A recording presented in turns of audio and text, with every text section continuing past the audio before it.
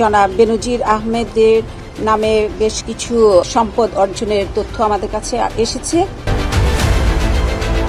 Police ও সাবেক মহাপরিদর্শক বেনজির আহমেদ এবং তার স্ত্রী এবং কন্যার বিরুদ্ধে জ্ঞাত আয়ের বাইরে সম্পদ অর্জনের প্রাথমিক তথ্য পাই দুর্নীতি দমন কমিশন দুদক তার নামে ও বেনামে দেশত এবং বিদেশত আরো স্থাবর এবং অস্থাবর সম্পদের প্রমাণ পাই। বেনজির আহমেদের দুর্নীতির মাধ্যমে অর্জিত সম্পদ বিষয়টি অনুসন্ধানের জন্য দুর্নীতি দমন কমিশনের একটি অনুসন্ধানকারী টিম অনুসন্ধান করছিলেন।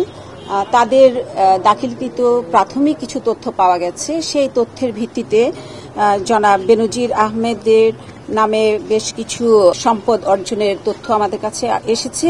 জুলাইয়ের 2 তারিখ মঙ্গলবার এক সংবাদ সম্মেলনত এই তথ্য জানাই দুদক সচিব খুরশেদা ইয়াসমিন। জনাব বেনজির আহমেদ, তার স্ত্রী মিসেস জিশান মির্জা, তার জ্যেষ্ঠ কন্যা ফারহিন রিশতা বিনতে বেনজির এবং মেজ কন্যা তাহসিন রাইসা বিনতে বেনজিরের নামে জ্ঞাত আয় বহির্ভূত যে সকল সম্পদে অর্জনের তথ্য পাওয়া গেছে সেগুলোকে ওনাদের কিছু ব্যক্তিগত শুনানির ধারায় দুর্নীতি দমন কমিশন আইন 26-1 অনুযায়ী তাদের সম্পদগুলোর স্থাবর অস্থাবর সম্পত্তির বিবরণী দাখিলের জন্য আমাদের কমিশন কর্তৃক একটি সিদ্ধান্ত গৃহীত হয়েছে।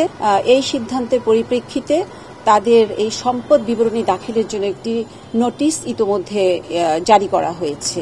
খুরশেদা ইয়াসমিন জানাই, দুর্নীতি দমন কমিশন আইন 2024 অনুযায়ী বেনজির এবং তার পরিবারের সদস্যদের বিরুদ্ধে পৃথকভাবে সম্পদের তথ্য ঘোষণার নোটিশ জারি করার সিদ্ধান্ত লওয়া হয়। এই অনুযায়ী আজ মঙ্গলবার তার সম্পদ ঘোষণার নোটিশ জারি করা হয়।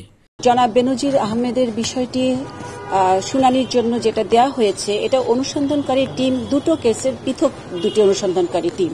C+ চট্টগ্রাম।